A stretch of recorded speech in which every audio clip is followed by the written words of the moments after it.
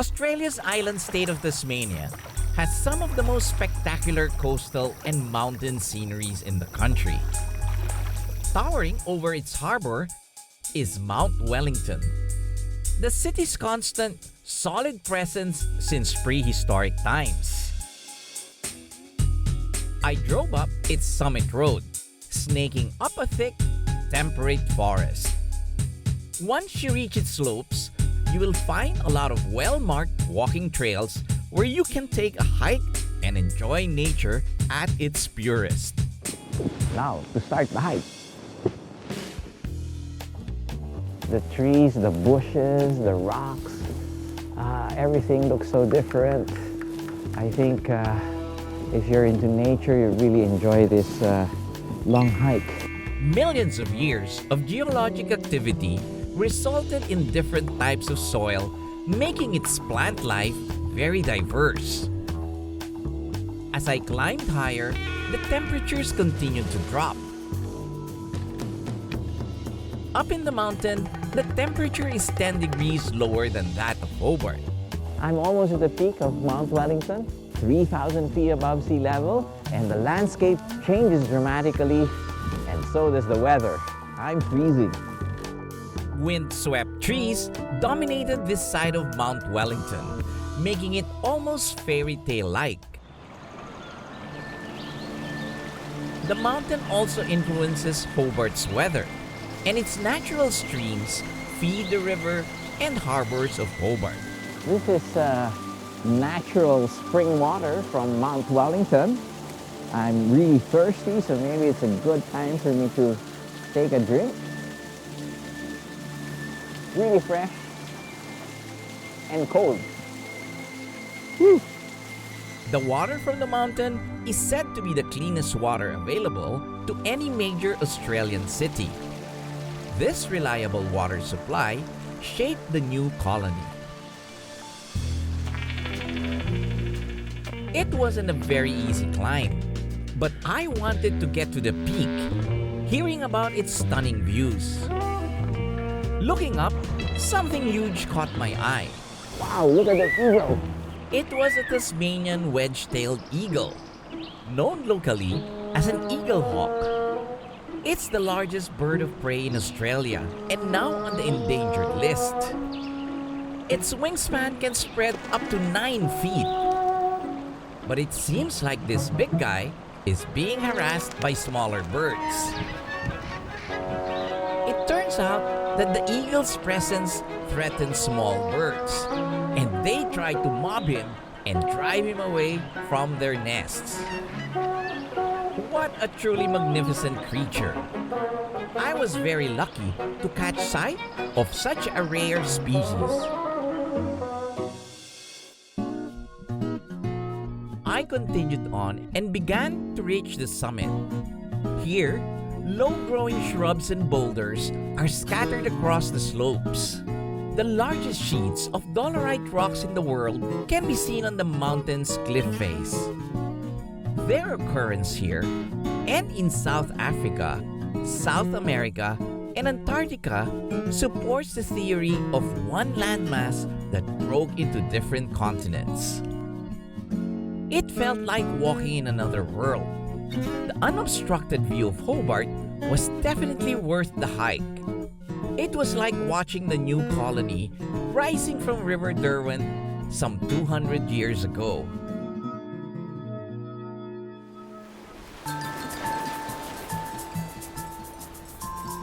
Tasmania has an interesting geological history.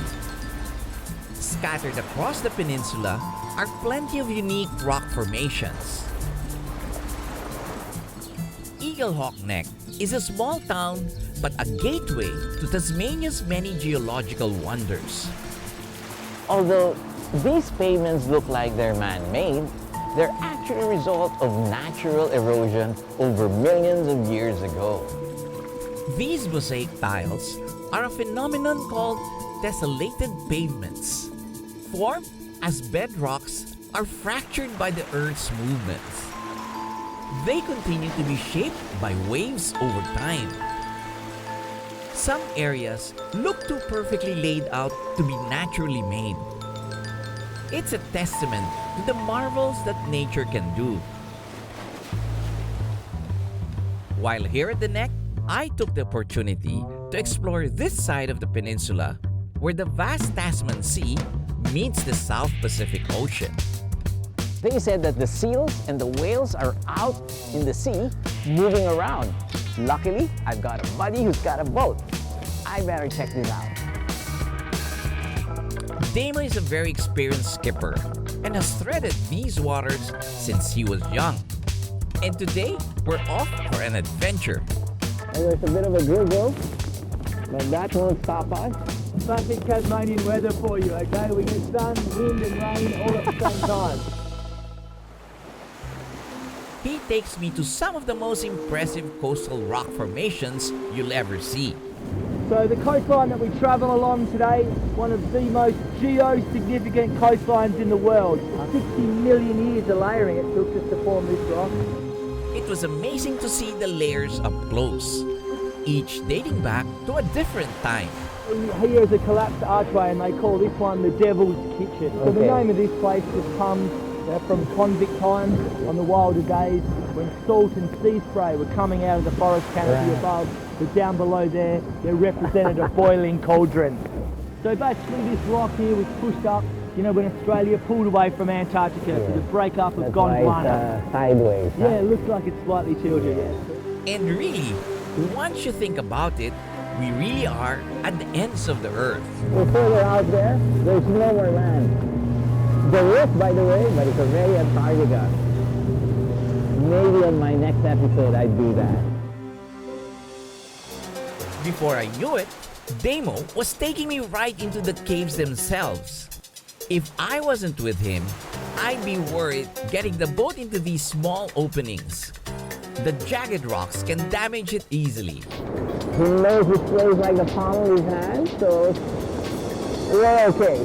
Such expert maneuvering on the boat, and what a great perspective seeing the rocks up close. So many interesting formations, from vertical, horizontal, and even sideways. We went on to trace the coast, now on the lookout for some wildlife.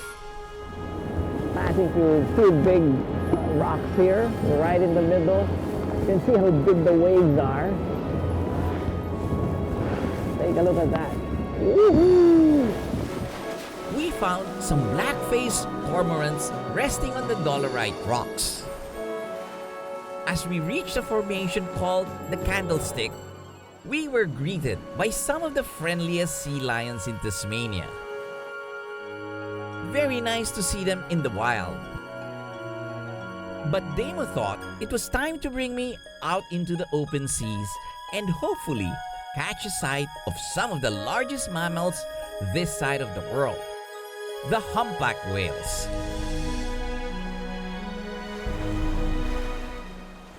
I'm looking far. If I see somebody jumping or tail splashing, this is exactly the place where they see it. As we sped through the water, a playful pod appeared and started swimming alongside us. There's dolphins everywhere. They're playing around with us, going around the boat. Under, over there. It was like the sea was our playground. Let me catch this guy. There seems to be plenty of food available, and some sea lions also swam up close. Suddenly, is that a spray? And a giant fin? Yes, it's a humpback.